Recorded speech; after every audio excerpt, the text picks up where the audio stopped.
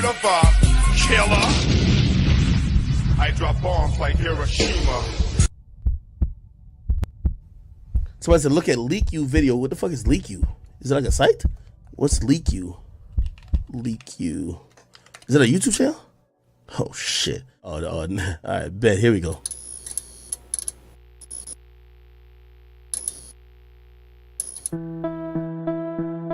Please hit the like.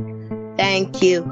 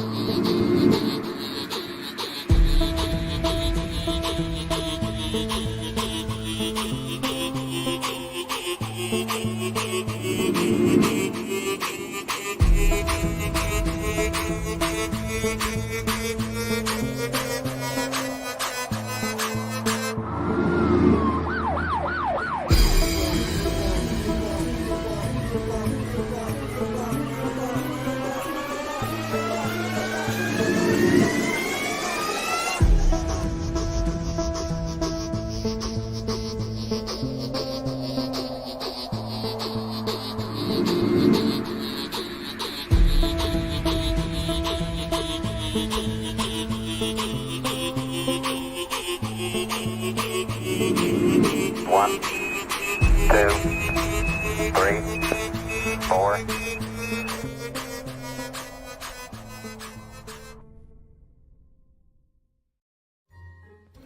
Shout out to the LeakYou community. Please join us on Spotify, Apple Podcasts, Google Podcasts, and Amazon Music.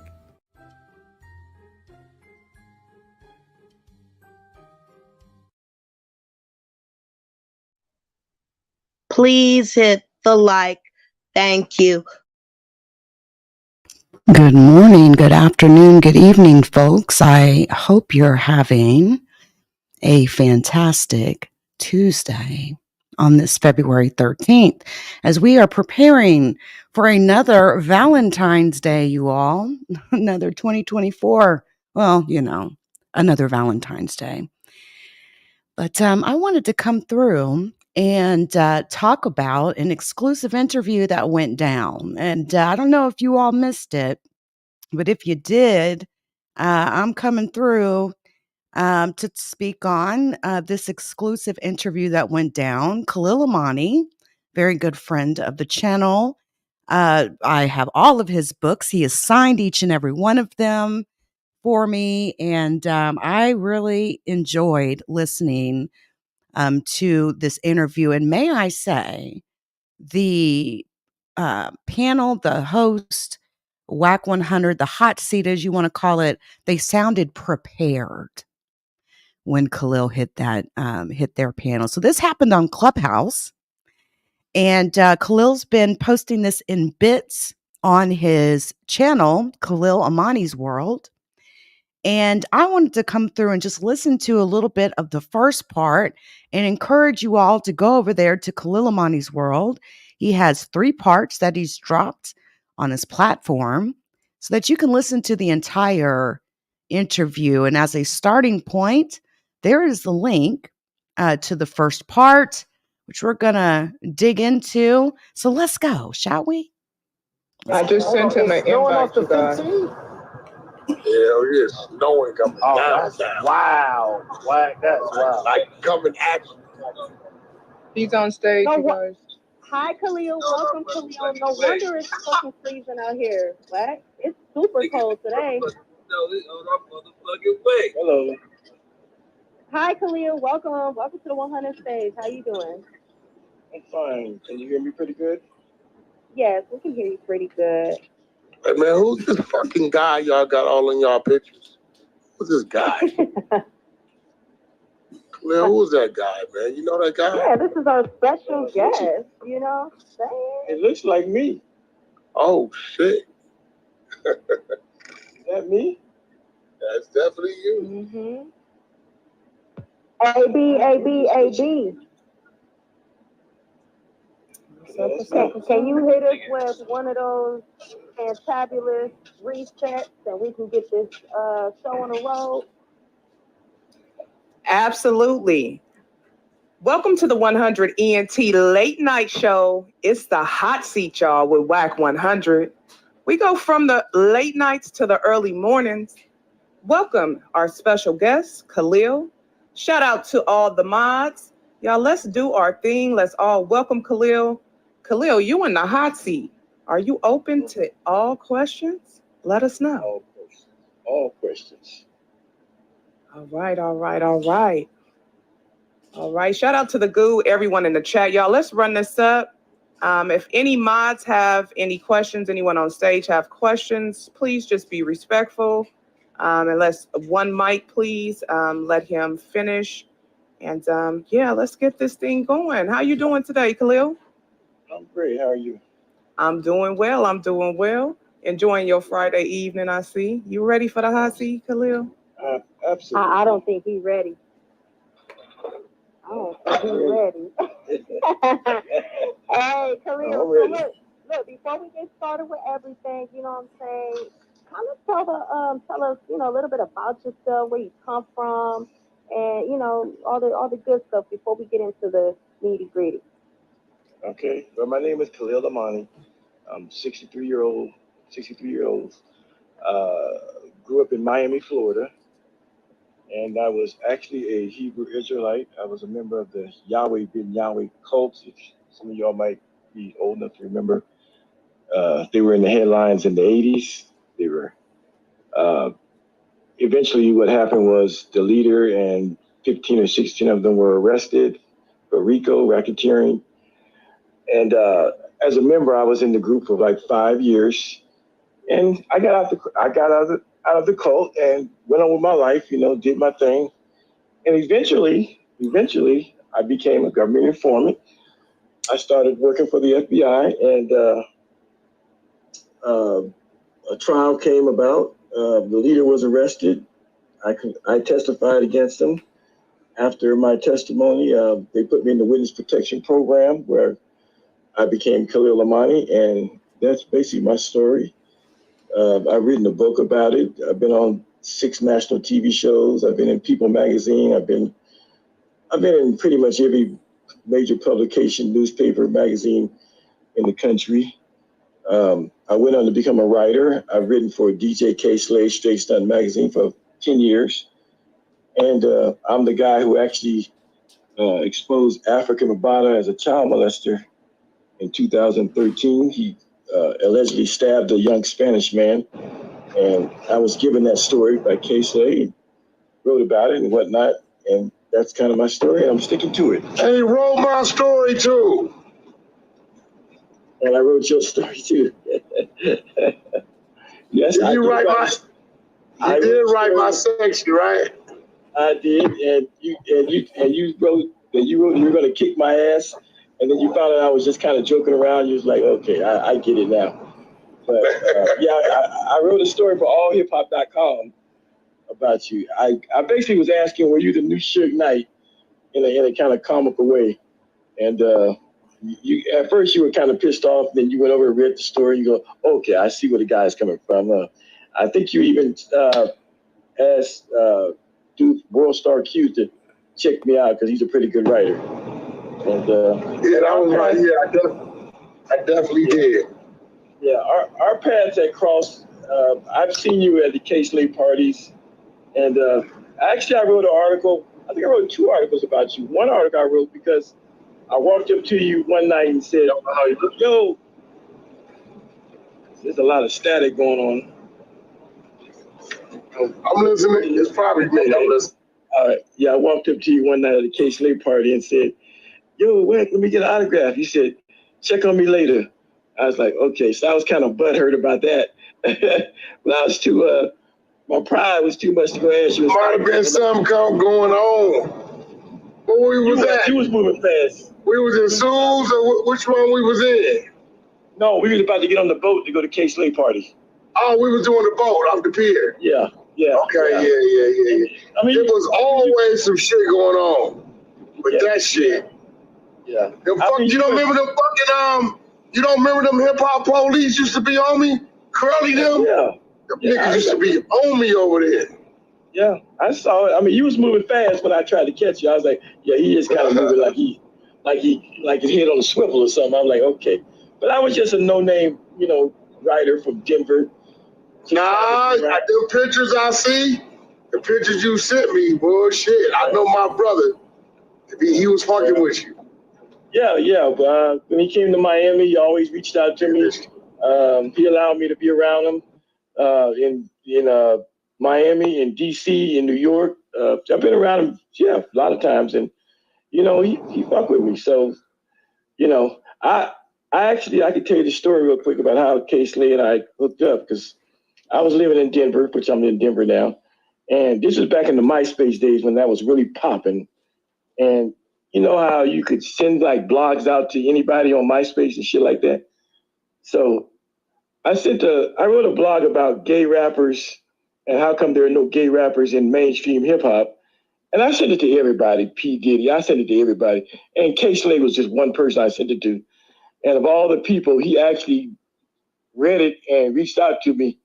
And we had a back and forth email, about 10 emails deep. And he was like totally against the ideal of a gay rapper in mainstream. And so we were just kind of verbally sparring through emails about it. And finally one day he says, call me. And I'm like, I ain't calling that nigga to curse me out. Hell no. I ain't gonna lie, I was a bitch ass nigga. I was scared. And I wasn't gonna call him. So he asked me a couple of times, call me. And then finally I said, okay, let me man up and let me call this dude. And to my surprise, he was like, I had a chance to think about what you wrote, and da-da-da-da-da. He said, you know what Africa Bambaataa is? I said, of course I do. He's the godfather of hip hop. He said, well, he gay. I was like, what? Hell no, he ain't no Africa Bambaataa is gay. He said, yeah. He said, he went on to do some good things. He got to hit records and everybody in the hood knows, that nigga like dudes. I said, well, I ain't know that. He said, and, nobody's going to confront him about him being gay. And I figured that he says, if I figured he could do it, maybe a gay rapper can. So, yeah, he says, you think you can write a story for a straight stunt for me about that gay shit? I was like, you really want me to write? He said, yeah. So I wrote my first article for a straight stunt, and he even put my name on the cover, which was like crazy mad at me because I was a nobody. I was like, oh, nobody know my ass. So he sent me a copy of it. I was like, wow. He put my name on the cover. He let my whole article rock. He didn't edit nothing I said, and that's kind of how me and K-Slay got started. So, but I used to see Wack at several parties, and I'd be like, oh, that's Wack 100 there. I'm starstruck by all you. I mean, I'm older than all y'all, but I'm still, like I said, I'm a nobody. But K-Slay allowed me to kind of look behind the curtain of hip hop and just be around. I got a picture with Ray J and just a lot of good people that, I was shocked. Yeah, I took that crazy motherfucker to the boat one night. But Slay did that for a lot of people. I don't know if you realize that Wack 100 and Cash Jones is the same person, because I was the VP of the book. Absolutely. A lot of people, it took a while for people to catch on to that. But I remember when Slay started that book. Yeah. All-Star Weekend, Las Vegas. When he started this. I knew where Cash Jones from Twitter. From Twitter, I knew you were Cash Jones. Yeah, okay. Yeah. And the interview that he did with you that's in Straight Stunt, I'm in that book. I'm in that same issue also. Got you. When I was in the red Chevy, the lowrider. Yeah, I'm in that same issue. Yeah, I pulled it out the other day. I said, "Oh, look at this. There's Wack 100," and I turned the page, and there I am. So we're in the same. He also sent me photos with him and Captain Cesario. Yes, he sent him. So he know Cap. Okay. Now I heard the other day. I think I heard you ask him, "Did you know Khalil?" And I heard him say no. Definitely said that. Wack that answer. Said no. Said that. Now the photo that you have that I sent you, he didn't know me there. I just kind of walked up on him and had a conversation. But the day before you asked him that, I was on, you're familiar with Sonetta, right? Yeah, we had him in there a few times. Okay, well, I was on, Sonetta played one of my videos the day before you asked Captain Tazariak, did you know Khalil Amani? And the day before that, Sonetta played one of my videos and called Captain Tazariak on the phone and asked him to comment on my video. And he knows the matter of fact, Captain Tazariak even asked to debate me over the Apostle Paul. But in that particular video on Sonetta's, I had spray painted my beard red. It kind of looked pink on the camera. So he was teasing me about my beard being pink. And I guess kind of questioned my sexuality. So he knows me. Yeah, he knows me. Yeah, Khalil, I like your clapback that you had in your video. I actually watched your video when you was talking about transport them back to the 1976. You want to tell the people what you said? You transport them back to 1976 with the village people? Oh, yeah, right. Yeah, well, he was trying to question my sexuality because my beard appeared to be pink, although it really was red. But I said, well, look at how these Hebrew Israelites dress. If you took them back to 1976, put them in a Village People video, they would fit right in. I mean, there's one guy, he calls the Hebrew Israelite clothing curious clothing, like they're Christians in this curious clothing. And I used to dress like that too. The whole turbans, the crazy long dresses and stuff like that, and walk around the street and intimidate white people, especially Jews. Now, the group that I was in, part of the Yahweh Ben Yahwehs, we were Hebrew Israelites, but we actually had an opposite view of Captain Tazariak, where they believe in kissing the boot. Our teacher told us, he gave us a scripture, Deuteronomy 2:5, which actually says, meddle not with those people. In other words, leave them the hell alone. And so we were instructed not to intimidate them, not to play crazy, not to curse them or nothing, because we went out there, we were militant too. We'd be on the corners in Miami talking our shit and going through all that. And then our teacher got wind of what we were doing. He had a whole class where he scolded us. He says, we called white people Esau, and I think Captain Tazariak's group also calls them Esau. And so the scripture in Deuteronomy 2:5 says, meddle not with Esau. In other words, leave him alone. God gave him his particular whatever he's doing over there. Just talk to black people. But this whole idea of kissing boots, it's sick. It's out of order, and it really isn't scriptural. It's not scriptural. I know they have a scripture that says, talking about they kiss their boots or whatever in the nations, but that has nothing to do with what we're going through right now as a people. And I agree 100% with what Wack 100 was saying, that kind of shit can get our people hurt, because there are militant whites and KKK types and white Aryan Nation types that might see this and say, you know what? These are our sisters and our mothers and our brothers out there that these black people are doing this to. Let's go through the hood and let's kill some innocent civilian, mamas and black children and stuff. So it's not helping our cause here in America. And the fact of the matter is, most of us black folk, we ain't going back to Israel and we ain't going back to Africa. We are American and we are here, and we don't need that kind of shit, because like Wack said, man, that could get somebody hurt. And they don't realize that. It's an ignorant practice. I mean, it seems cool. It might give you some kind of power, but to me, it's weird.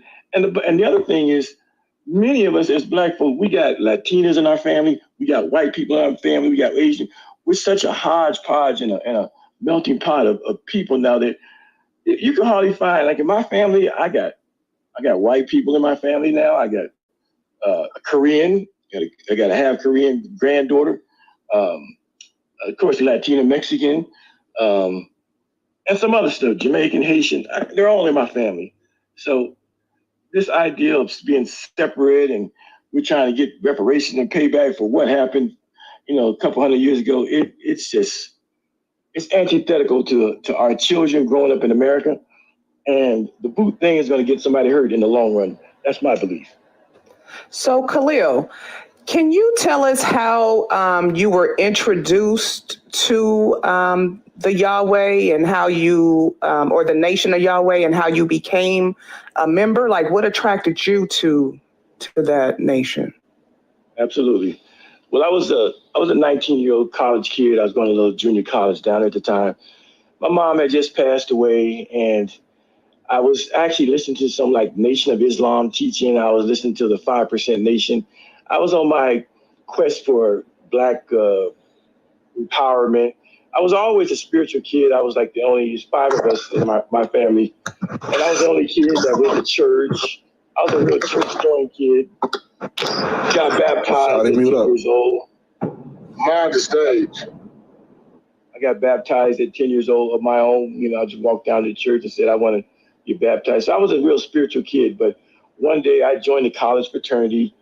And one day I went over to one of my fraternity brother's house just to, I was picking him up. We were going to go somewhere. And while he was in the shower getting ready, I'm in his living room. I'm reading some literature he had on the table. And the literature said, "You are not a nigger. Our true history, the world's best kept secret. Yahweh, God of gods." That was the title. So I sat there and read it. And I'm like, wow. And the literature went on to say that Jesus was a Black man. Turn to Revelation chapter 1. Jesus had hair like wool. And he said, now reach up and feel your own nappy head. It feels like wool, blah, blah, blah. Turn to Job 30:30. It says, my skin is black upon me. Go to Song of Solomon 1:5. It says, I am black but handsome. Go to Lamentations 4:8. It says they were black. They were blackened to the ground, stuff like that. So I read this word black in the Bible for the first time. And I was convinced when he came out of the shower and got his clothes on and came in the living room, I was like, who is Moses Israel? That was the name he was going by. I said, who is Moses Israel? I got to know who he is. I was sold immediately. He said, and my frat brother, he was kind of nonchalant. Oh, it's just some class I go to on Wednesday night. Yeah, come on. Yeah, you can come. I said, how much it cost? It's free. Do I have to dress up in a suit? No, just come like you want. So that next Wednesday, I was there and I was sold. And the weird thing about it was, when I went in there, it was probably 40 or 50 people. And I sat near the front because I wanted to look this man in his eyes and just check him and see his temperature and see who he really was. And in my mind, in my 19-year-old mind, I felt like he was reading my mind because he would say something and make me ask the question to myself and then turn around, answer my question, and look directly in my eyes, look directly at me and smile, as if to say, I heard you thinking. And I ain't gonna lie, at the end of the class, I was thoroughly convinced that I was in the presence of Jesus. I was totally convinced that because he kind of alluded to the fact that he was somebody in the scriptures. He didn't say he was, he just kind of made some references to that. When that man come, St. John 16:13 talks about a special man coming called the Spirit of Truth, and he's going to guide you into all truth, and he won't be speaking about himself. And he's going to have eyes like a flame of fire. He described how Jesus looked. Now, this particular Black man, Yahweh ben Yahweh, he had the most peculiar eyes for any Black man I've ever seen. They were like, he's light-skinned, and he had these eyes that were like blue and green, depending on how the light hit him. So he had these like mysterious eyes, which I equated to Revelation scripture, which says that Jesus had eyes like a flame of fire. So after class, everybody's kind of milling around to talk to him. I ain't want to go near him because I was afraid of that man. He came up to me and he grabbed my hand and said, hey, son, I saw you enjoying class. I hope you come back, that kind of thing. And the thing I really noticed about him as he held my hand, shook my hand, his hands were softer than a baby's butt. Like no man in his mid-40s should have hands that soft.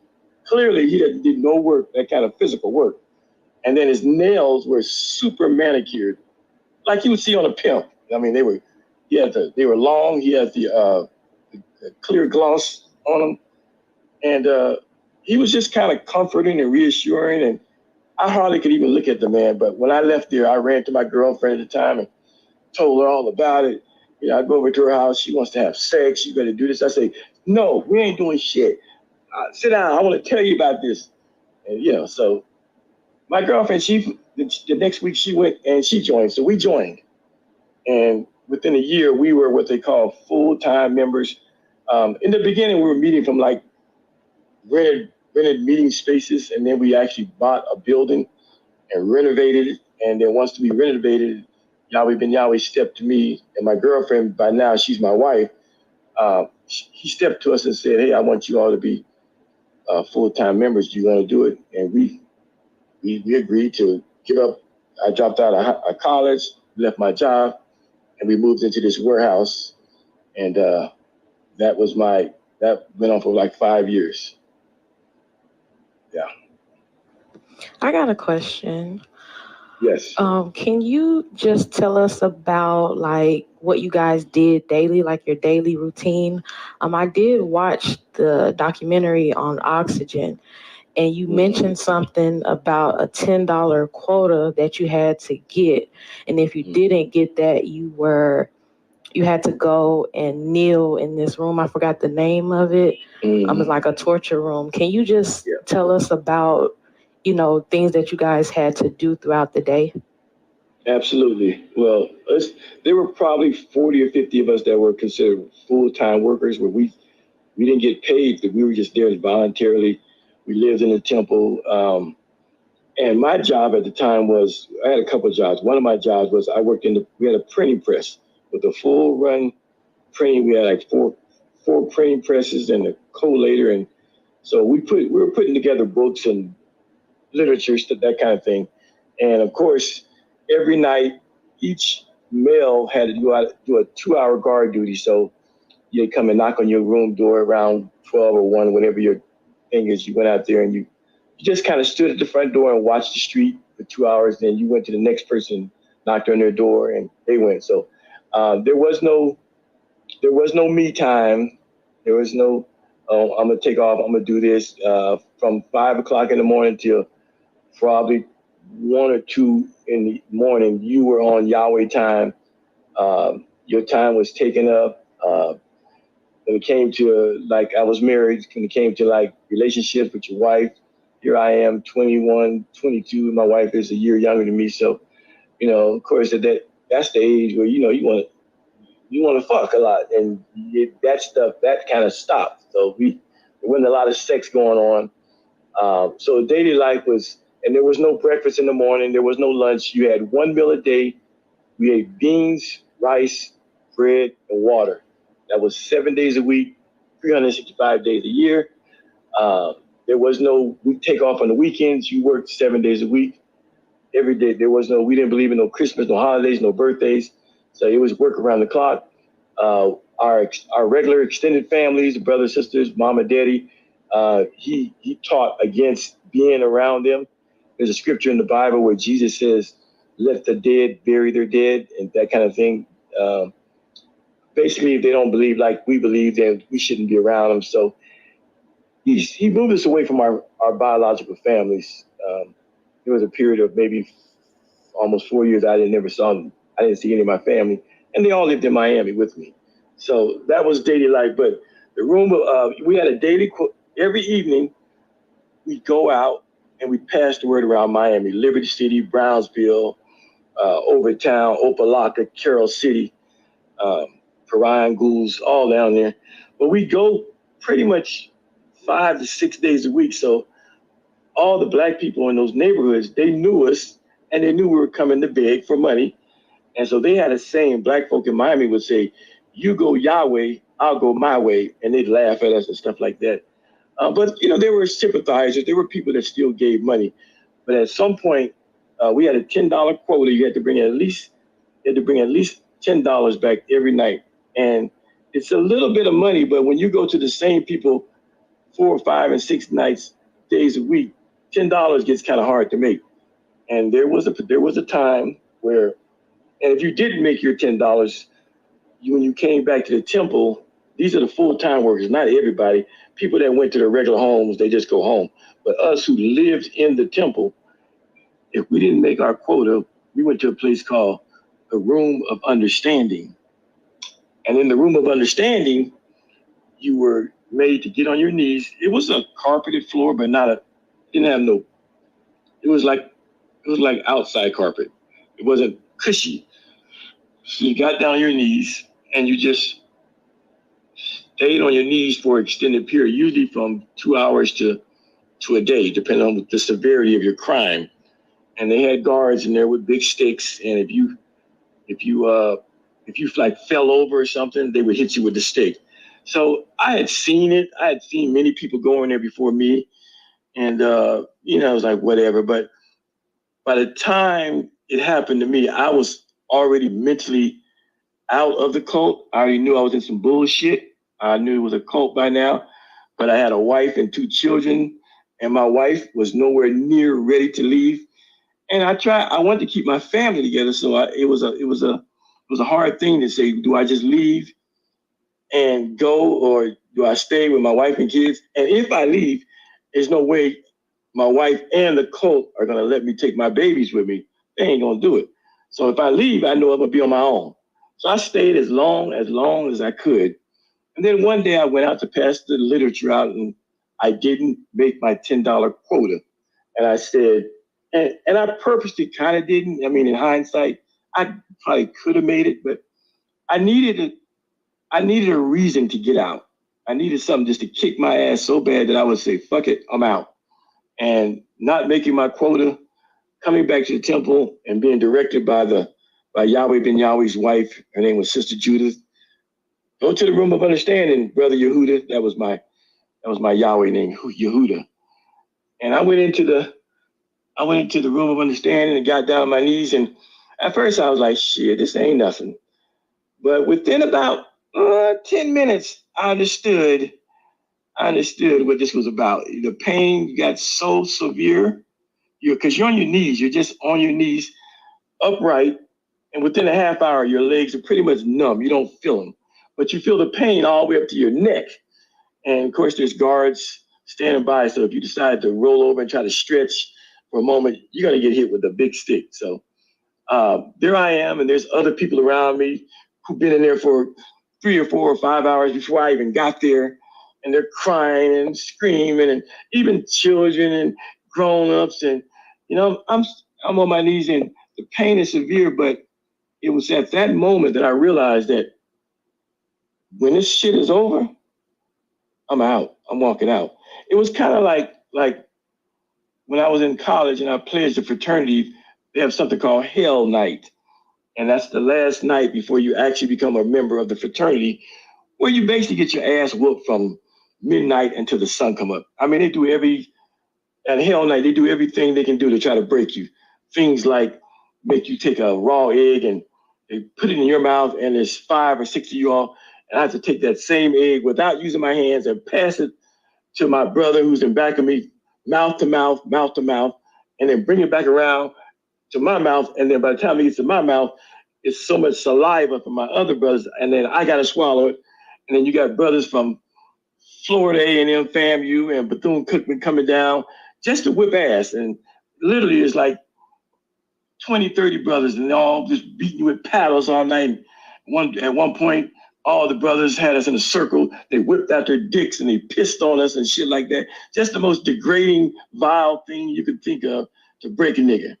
But I became a brother after all that. But that's how I felt that night in the room of understanding, where I don't know if you've ever seen that movie, Forrest Gump. And there's a scene at the end where the guy in the wheelchair, Captain Dan, he's cursing God and daring God to strike him down, because he just had enough.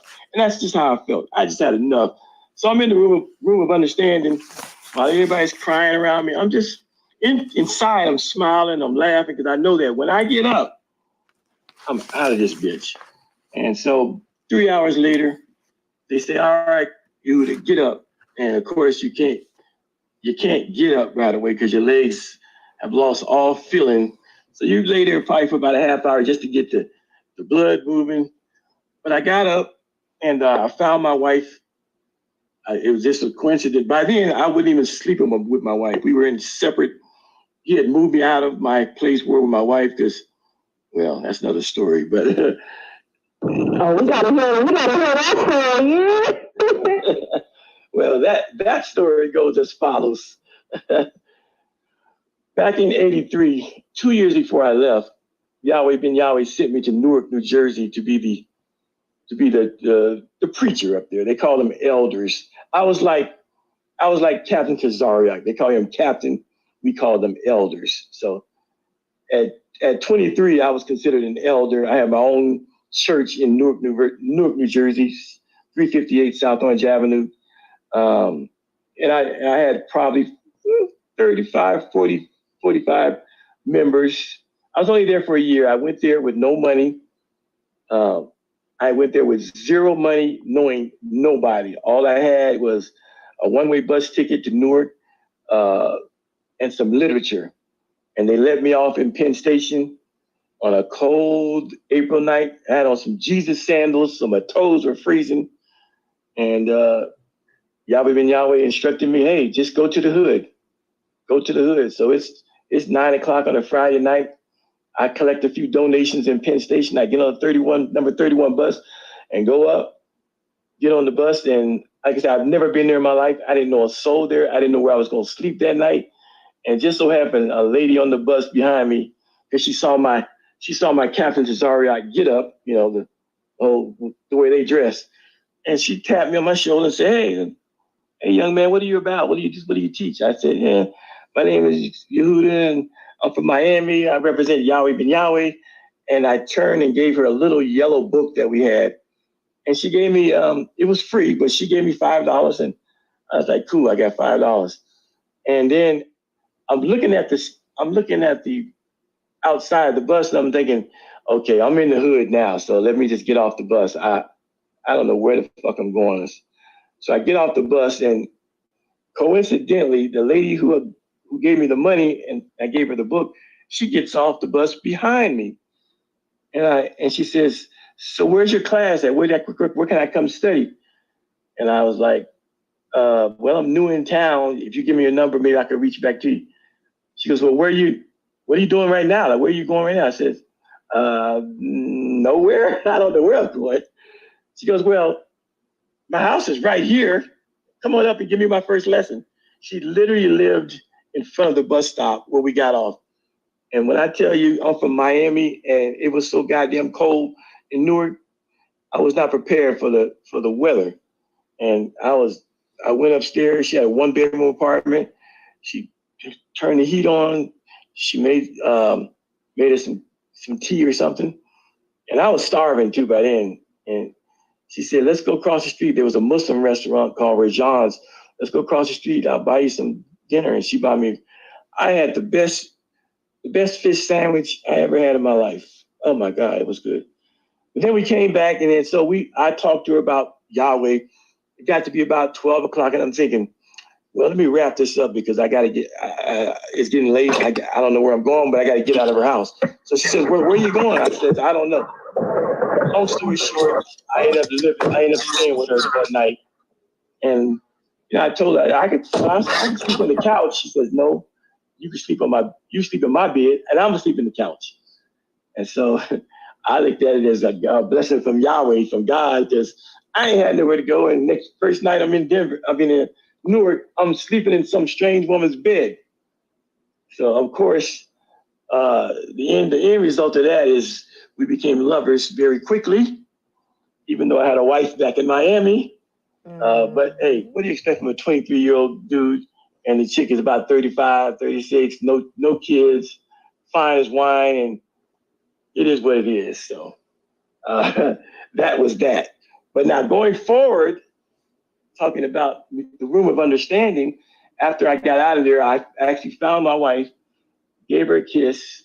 I knew I couldn't. I did not ask if she wanted to come because she was a Yahweh. She was just in it. She was in it. And actually, Yahweh Ben Yahweh had instructed us not to speak to each other or be around each other. So I just had literally seconds to say, hey, I love you. I love my babies, but I can't stay and I got to go. I said, can you give me a half hour before you tell anybody? And she said she would. And I was living in a warehouse about 2 or 3 blocks away from the main temple. So I acted like I was walking back to the temple, back to the warehouse where I was sleeping. And I looked left, right, and when I didn't see anybody, I hit a side street and I got my Usain Bolt on. I ran as fast as I could. I ran out of I grabbed my turban off my head, threw it down, and I'm taking my robe off. As I'm running, I don't know how I did it, but I managed to get out of my robe. I had on some pants and a t-shirt under, but I threw that robe off and I ran. And when I got to 27th Avenue, which is a big old thoroughfare in Miami, it's about midnight. Bus came. I didn't have a penny on me. I jumped on the bus, and for some strange reason, the bus driver, he waved me by, come on in. And I went to the back of the bus and sat on that back, and I had a cry. I hadn't cried in so long, probably 5 or 6 years. I cried so hard, and I got to my hood, which is Carroll City, and got off the bus and went to my father's house. I hadn't talked to him in 4 years, and well, he didn't live there anymore. It was a for sale sign in the yard, so I didn't know where I was going to stay. I ended up staying in an abandoned car the first night after I left, and that was kind of like the beginning of me just trying to get back, trying to find myself. So the next day I was able to dial information, ask for my father's number, and my brother actually was still living with my dad. He answered. I said, "Hey, Dean, can you come get me?" He came and got me, and my dad was at work. And when I tell you, I ain't had no pork in 5 years, and I went in that kitchen. I put me some bacon and eggs and grits. And now mind you, when I got out, I'm about 5'7", 5'8". I was about 110 pounds. So you can imagine how skinny I was.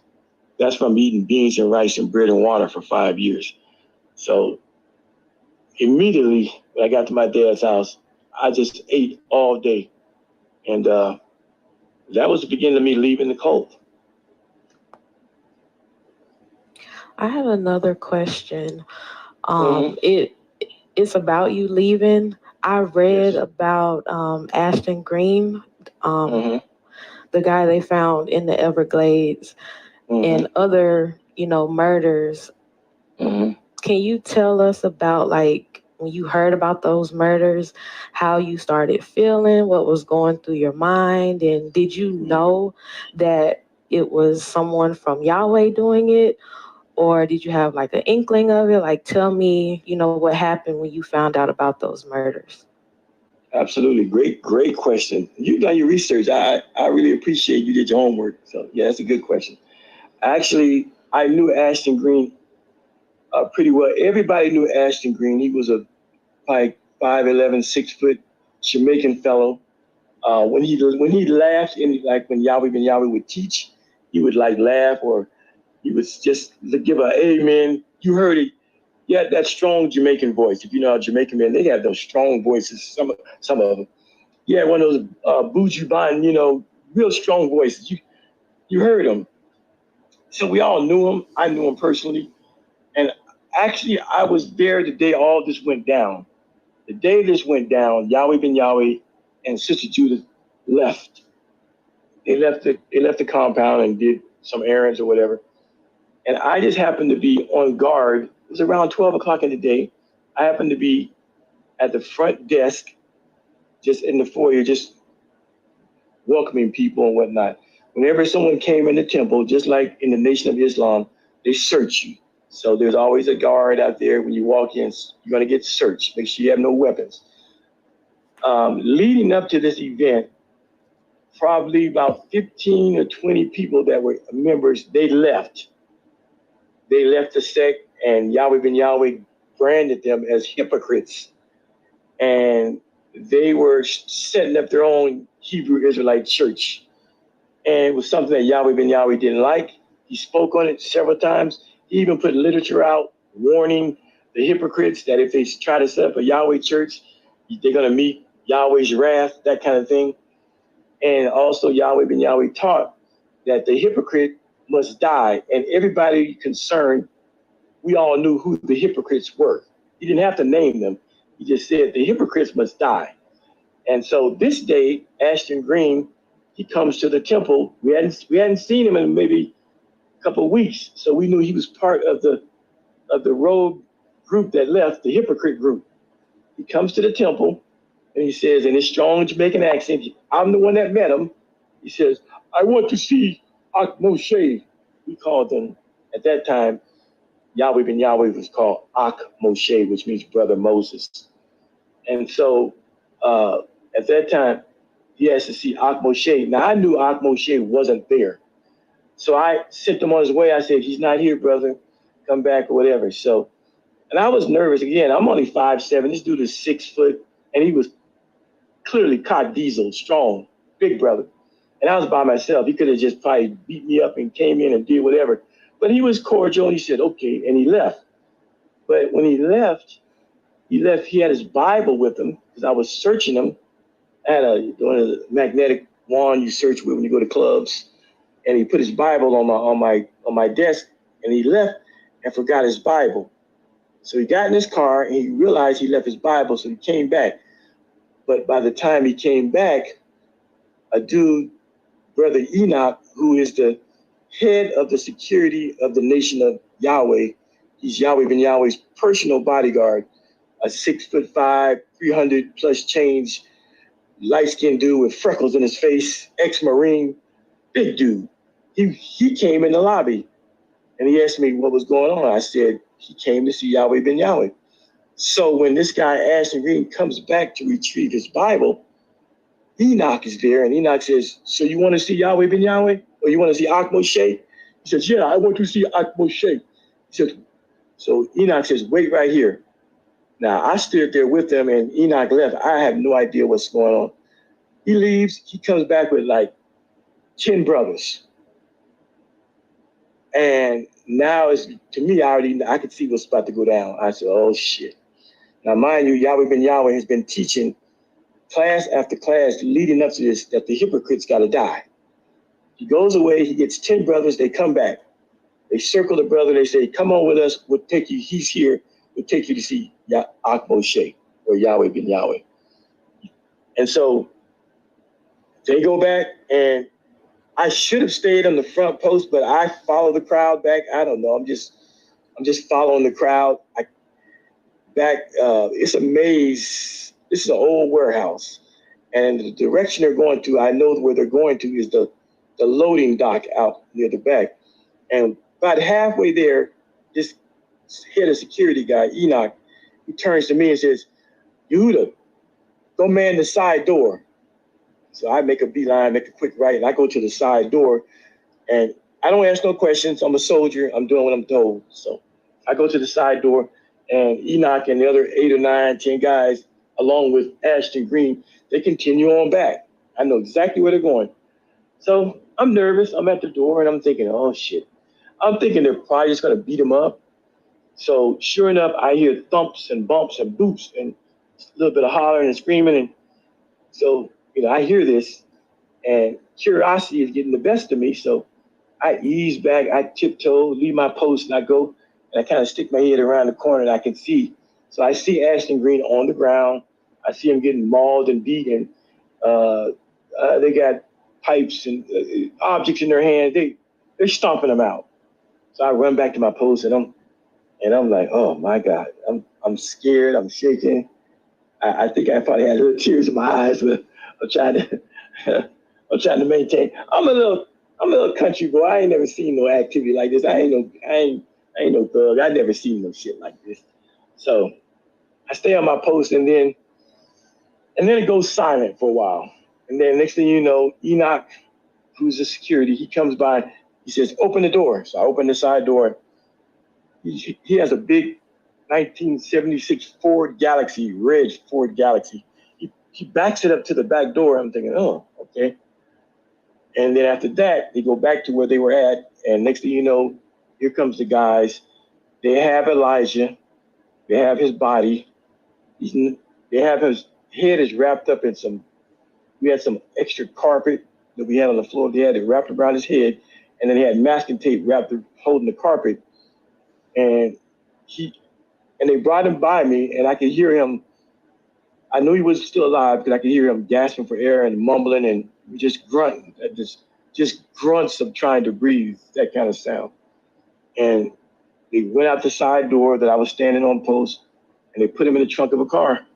And 3 brothers and a machete. I saw the machete go in the car, and off they went. So I knew that was the end of him. And they were gone a couple hours. While they were gone, Yahweh Ben Yahweh comes back.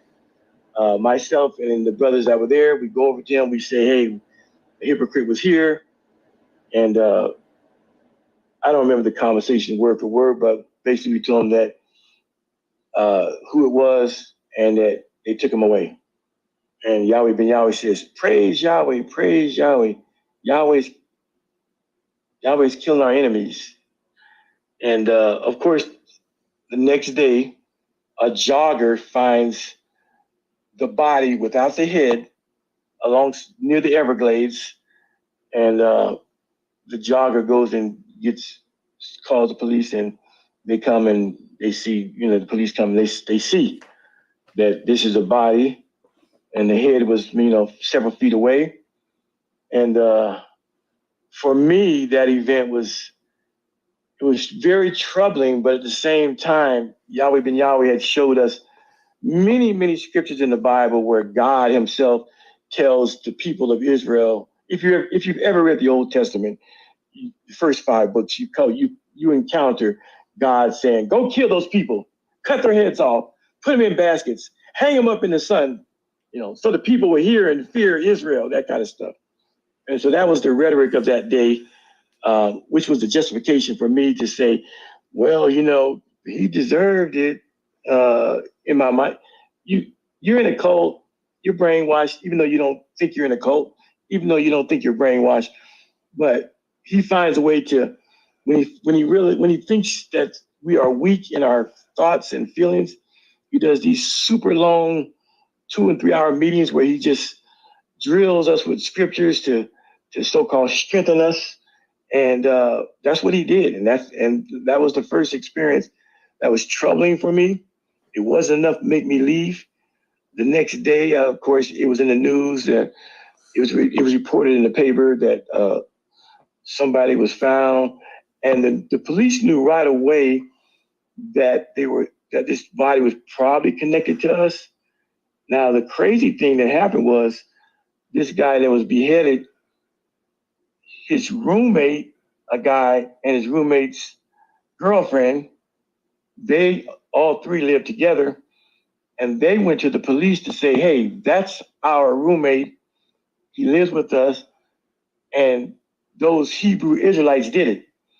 And after they talked to the police, it was nighttime. The police said, do you want to escort home? Do you think your life is in danger? They said no. They went home, and members of the Yahweh group were in their home waiting for them the same night. So the other guy was killed right there on the scene. They tried to kill the girlfriend. They severed her neck, shot her up. Some kind of way she was able to crawl to the neighbor's house, and the neighbors brought her in where she survived.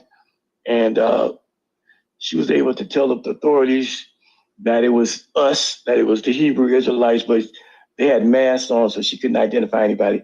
And she was the first person that was actually put in the federal witness protection program after that event. She survived her trauma. They reported that she had died because they didn't want us coming to the hospital to finish her off. So the paper said that she had died, but only the man had died. So, and that was like the next day after the beheading. So those 2 events made the rest of the people who had left, they left Miami. They got up, they packed, and they were gone because they felt like we were coming at all of them. And like I said, these were troubling times. During those times, the police helicopters were over our buildings, and police cars and undercovers, and stopping us on the street and all kinds of stuff. There's a picture out there right now that's floating out there that's of Yahweh Ben Yahweh and myself. Yahweh Ben Yahweh sitting at a desk as a young skinny dude standing behind him, security. That's me. And that picture was taken by the Miami Herald the day that the police department and all the newspapers came to the temple to interview Yahweh Ben Yahweh about that. So my question to you, Khalil. Yes. The apple don't fall too far from the tree. Mm-hmm. I understand you cooperated, but what violent acts did you participate in? Good question. Good question. None. One of the things that Yahweh Ben Yahweh always said about myself and a few other young brothers that were full-time members, because I don't act like I'm innocent, because at that time when that beheading went on, if they had told me to get into the car and go, I would have gone. If they told me to take the machete and cut off his head, I would have done it. So I am no less innocent than they are, because I was in it to win it. I was a full-blooded Yahweh member. I was complicit in the crime. So I bear my responsibility for that. Like I was a member. But what's the dude name? Is this the York dude? No, you talking about Malachi York? Yeah, is this that shit or something else? No, that's something else. Okay. Yeah, that's something else. But are you guys the one that killed Martin Luther King mama? No, but we can talk about that. But the same ideology killed Martin Luther King mama. The same ideology. But that dude was out of Dayton, Ohio. That happened in the 70s, before we came around. But that ideology, which led to that guy killing Dr. Martin Luther King Jr.'s mother, it was the same ideology that I was with. It's the same ideology that Captain Tazariak has. They believe that, white people are devils. They want white people to kiss boots. They believe that we're going to rule white people. They believe that we're going to exterminate a certain amount of white people, and along with European Jews. So that theology, it runs throughout pretty much all of the variant Hebrew Israelite sects. But going back to your question, Rag, about my complicity, Yahweh Ben Yahweh, he considered me what he called a spiritual son. So he always tried to shield me and a few other young guys we were his day one, so to speak. And he had other older guys, bigger, rougher street dudes, former gangsters and stuff that he would put up to doing his dirty work. But for us, he always tried to keep us insulated from getting our hands bloody. But I ain't gonna lie, we all were there, and I would have done the deed as well as any of us, because we loved Yahweh Ben Yahweh. He was our leader, and we would protect him with our very lives. We would give our life to protect his life. That's what it was.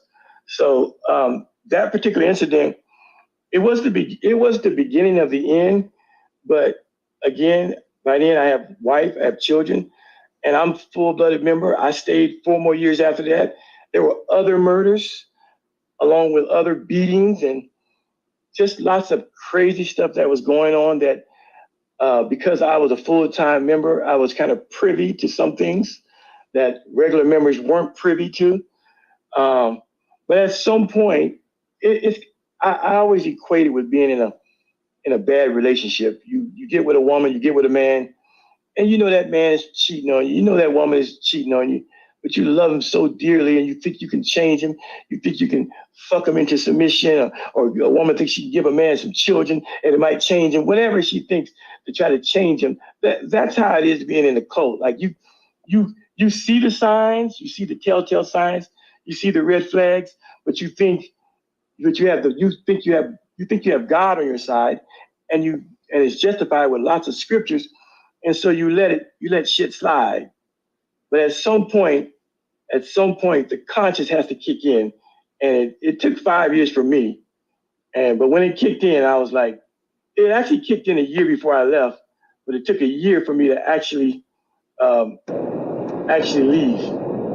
So where okay, Yahweh, that's a person, right? Yes. His name was Yahweh Ben Yahweh. Is he dead? Yeah, he died of prostate cancer in 2007 after serving 11 years in prison. Okay. Anybody fill his shoes? Yeah, there's actually a guy in Miami right now, calls himself King Yahweh. He's pretty big on social media too.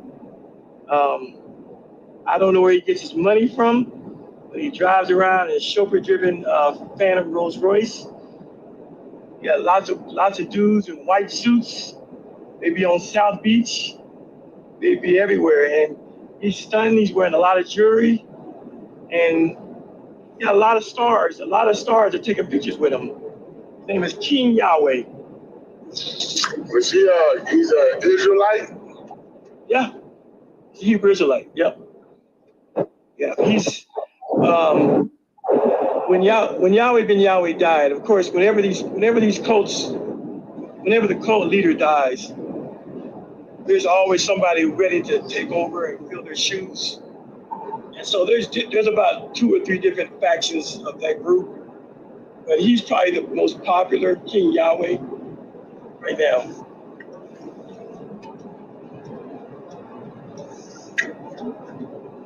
Gotcha.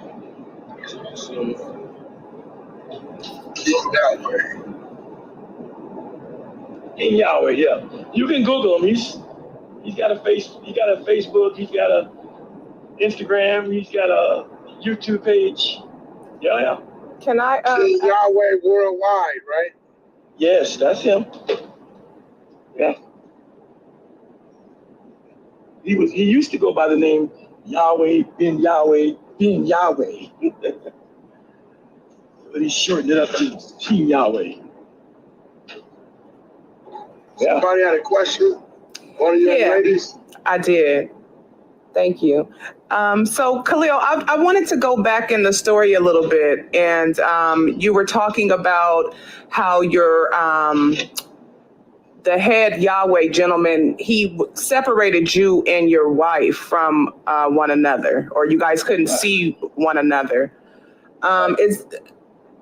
Why does that happen? And also, I wanted to ask, were you able to have more than one wife? How did that look for the Hebrew Israelites?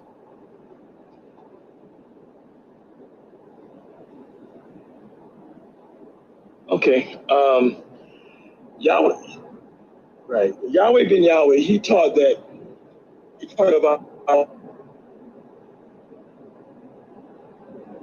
polygamy thing, even though it did. Dang, I think he's in the matrix. As far as me and my wife, I'm sorry, breaking up. Okay, so as far as me and my wife was concerned, Yahweh ben Yahweh sent me to Newark again in 1983. So I was away from my wife for a year. And so it was at that time that I didn't know this at the time, mind you, I didn't know none of this. This is all hindsight. But it was at that time that Yahweh ben Yahweh made a move on my wife. And so Yahweh ben Yahweh was fucking my wife along with other people and girls too, 12, 13-year-old, 14-year-old girls. This all came out later on. But when I came back from Newark, a year later, I realized that my wife was very standoffish. This was my high school sweetheart. We had been together as 14, 15-year-olds, and now we're 22, 23-year-olds. And, you know, we had always loved each other. We always had a wonderful, great, fantastic sex life. All that was fine. But when I came back from Newark after that year, there was a change. Now, me being brainwashed, not thinking, I don't have a clue that there's anything sexually going on with my wife and any man, not to mention Yahweh ben Yahweh, who I think is Jesus. Oh, no way. That's adultery. He would never do that. That's what I was thinking. So, but there were things that were happening that gradually Yahweh ben Yahweh separated us and said, my wife and children lived with him in the big house, and I lived in a warehouse a few blocks away. And so evidently he was banging my wife while I was away. This again, I don't know this at the time. So, you know, I'm trying to, they had a special room set up for conjugal visits so you can have sex with your wife. And I used to be damn near begging my wife, come on down here so we can We have sex. I haven't, held you. Da da da. She'd come once or twice, but reluctantly. And then I remember the last time she come down, we didn't even have sex. We just ended up arguing. I'm like, when she goes back, and I'm thinking, it was almost as if she started an argument for nothing because she just didn't want to have sex with me. But I know the reason was because she was now Yahweh ben Yahweh's thing, piece, whatever. So slide. But again, when you're in there, you don't know these things. You do not know. You are oblivious to what's really, really going on. No, you know, you just allowed yourself to be brainwashed. The shit I told Cap, I'd never do. You ain't gonna get me to. Well, listen. I mean, bullshit ass teachers and stories. Dude brainwash you to believe what he wanted you to believe, so he could control what you knew. That's it. Absolutely. But again, I would clarify and say that when you're in it, when you're in that brain, the word brainwashing itself, it tells you that you are out of your mind. He got you. I sincerely did not think that he was doing my wife. It took another sister to come up to me a year after I left and say, niggas, you crazy. Yahweh was banging the shit out of you, girl. And banging me. She told me he was doing me too. I said, whoa, really? Even after I left, I didn't know. It wasn't until a young woman came up and just had a conversation with me and said, he banging all of us. I said, Lord have mercy. I said, so now you put the pieces together. Okay, now all those arguments and how she was standoffish and didn't want to come down and have sex with me, now it makes sense. So that's what happened with the wife. She was just like you. She believed the bullshit. Yeah. And that's why I never faulted her. I've never held it against her. Because she was just like you said, she was like me. She thought he was God. And when God said, open your legs, you open your legs. You know what hey, Wack, you know what the reality is? And this is some real shit I'm about to say. I'm a straight, heterosexual man. I ain't never been with another man. But that nigga had so much power. If he would have told me to lay down, I might have laid down. Hey, bro, what you mean powered up? Like, He had my mind. He didn't have to have me physically held down. He had my fucking mind, bro. I believe that everything he said was the truth. Everything he said was absolute correct. I asked him one time about dinosaurs. He said dinosaurs never exist. He said, you believe in dinosaurs because the white man tell you there were dinosaurs? I said to myself, well, shit, I've been to a museum. I actually went to the La Brea Tar Pits in Los Angeles and saw them for myself. He said, don't believe it. They made that shit up. And I stopped believing in dinosaurs. That's the kind of power he had. So, what did he do? What did he do in front of you to make you think he had power? From the beginning, as I said, when I first met him, I thought he could read my mind because I had questions, and he certainly answered my questions without me asking him to answer my questions. That's the first thing.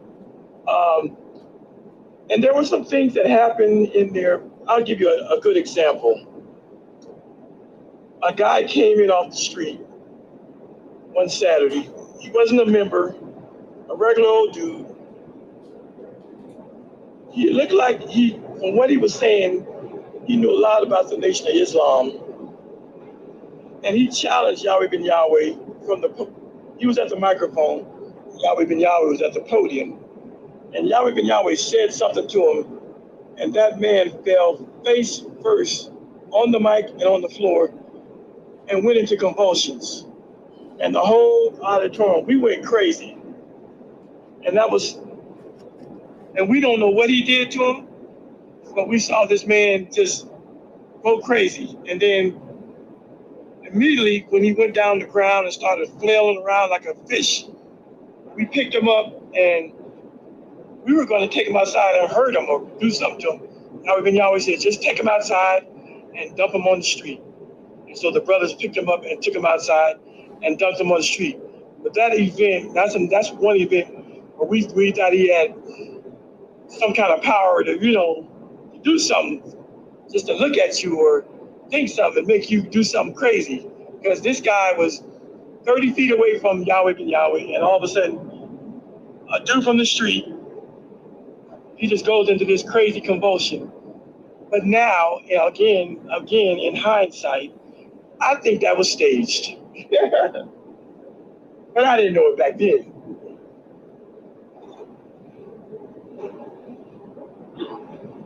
Are you driving in the car or something? Cause it's like a lot of air. So, pretty much, you just wanted to follow something. Well, I was like a lot of black men and women in America who are in search of a higher truth. I was like a lot of black men and women, like a lot of black men and women in America who look at Christianity and the white Jesus and all that and go, I ain't feeling that. Why is everything white? Just in search of truth. I wouldn't say I wanted to follow something. I knew that I was on a spiritual journey, as with a lot of people. That's what you have with the Nation of Islam. All those brothers and sisters, they recognize that Christianity, they might consider it the white man's religion, the white Jesus, the blonde blue eyes. They're looking for something that they can identify with spiritually and religiously. And so was I. I was young, impressionable, just like guys who joined the military. They want the young because they're strong and they're impressionable, and they can feed them the patriotic bullshit to make them go over there and risk their own freedom, for America, stuff like that. So it's normal. It's not out of the ordinary that young people search. And as a matter of fact, believe it or not, there are more white people that actually join cults than black people. People think, you read about Yahweh Ben Yahweh or Malachi York or ISUPK, and you might say, oh, those are cults.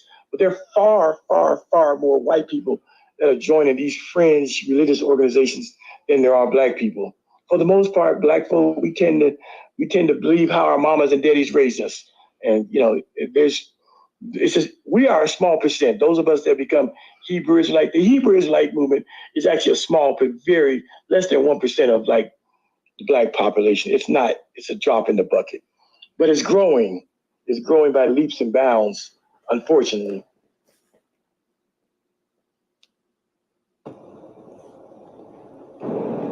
How to knock Yahweh Ben Yahweh bitch ass out.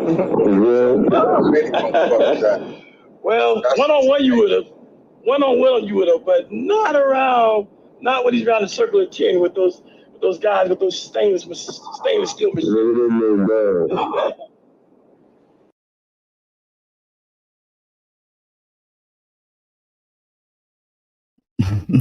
I don't think Wack 100 was trying to hear it.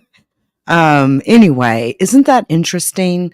Just hearing, Khalil Amani talk about his life story. It's always interesting to me. And I love the fact that those that were asking questions were prepared.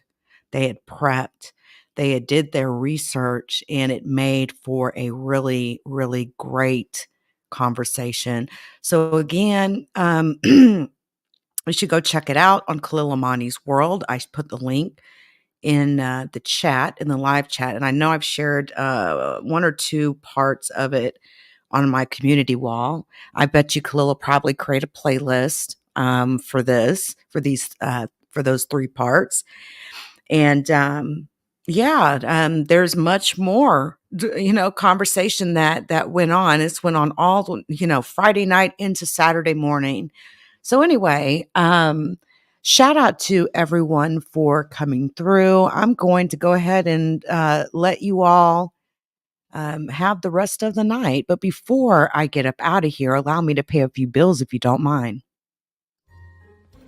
Shout out to the LeakYou community. Please join us on Spotify, Apple Podcasts, Google Podcasts, and Amazon Music.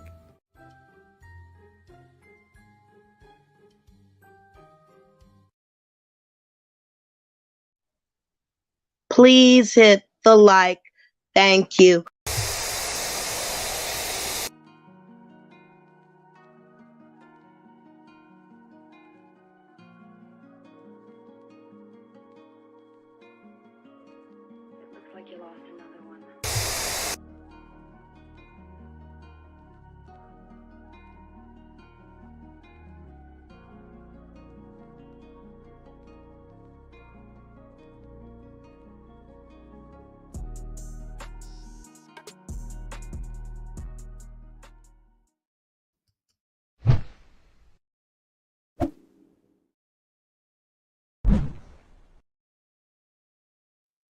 And definitely follow us on Discord. You can reach the Discord by going to discord.gg/LeakYou.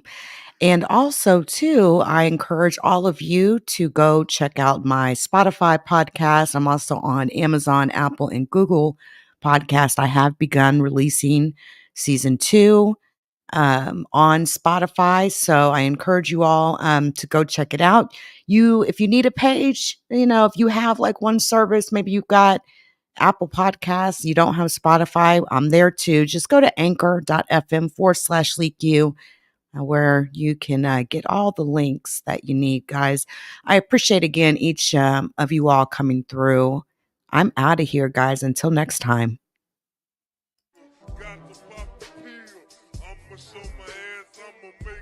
The judgment sentence that you are an asshole. The trial is over. Thank you, everybody. Let's play a game. You have 10 seconds to take all your stuff and get out of my life. 10, 9, 8. God bless you, motherfucker. You're really smart. Like really, really, really smart like I am.